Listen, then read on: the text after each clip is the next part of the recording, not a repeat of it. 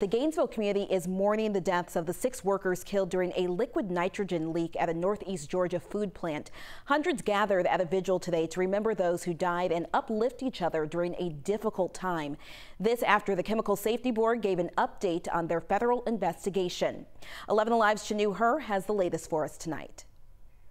6 wreaths to remember the 6 people killed on Thursday in Gainesville at the Foundation Food Group plant from that liquid nitrogen leak. Today, hundreds from the Gainesville community came out to remember them, bringing not just these wreaths, but other flowers and candles and stuffed animals to honor all those people who died.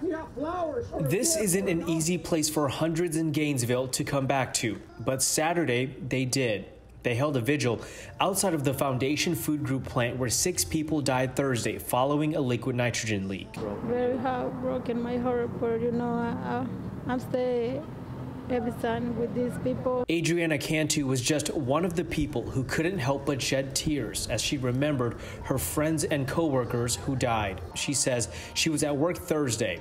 Gina Alvarez, it's something really hard, was also working Thursday. Sometimes there's not a lot of words that explains, the loss of somebody like that. Just before the vigil, the U.S. Chemical Safety Board revealed new details from their findings. Chairman and CEO of the federal board, Dr. Catherine Lemos, says they're working to figure out how the liquid nitrogen used to flash freeze chicken leaked inside the building when it's stored outside. We do know that major portions of the liquid nitrogen system, both interior and exterior, were installed and commissioned in the last 4 to 6 weeks.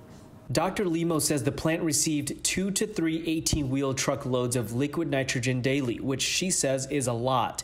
The CSB will look at all different aspects, from equipment info to training procedures and any possible human error. CSB officials say depending on how complex this investigation is, it could take several years before a full, complete report is done.